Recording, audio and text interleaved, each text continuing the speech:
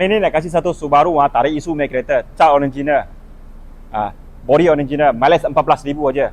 Saya pun nak jual 30,000 900 aja. Lampu ada kuning sikit lah, lampu ada kuning sikit. Nanti saya akan tolong polish, saya baru cuci luar aja.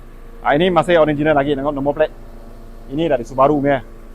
Biasa nampak macam ni kita happy punya. Biasa tahu dia punya kereta kurang ada benda, ada berlaku apa kemenangan. Sebab plate nombor original. Tapi masih maintain original lagi. You tengok, saya cuci aja. Lampu depan kuning sikit, belakang kuning sikit. Nanti saya akan cuci, polish kasih orang.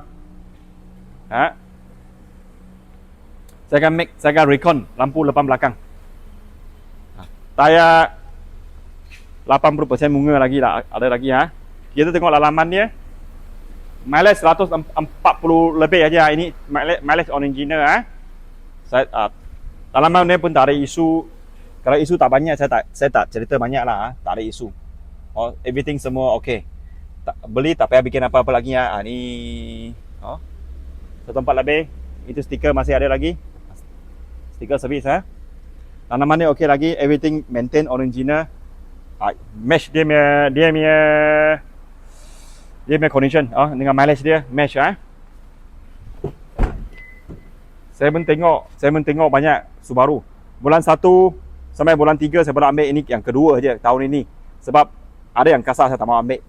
Ini mileage boleh tahan ni saya ambil. 9 tahun jalan 140,000. 1 tahun tak sampai baru belah-belah ribu saja, so kira banyak kurang So jangan risau, saya sudah tolong you tapis kereta yang ikut saya experience You beli dengan kereta saya yang biasa tak perlu bikin apa-apa sebab saya sudah tapis. Apa-apa mengenai ini kereta, you orang nak tahu, cuba terus call saya. Sekian, terima kasih. Insya Allah, selamat.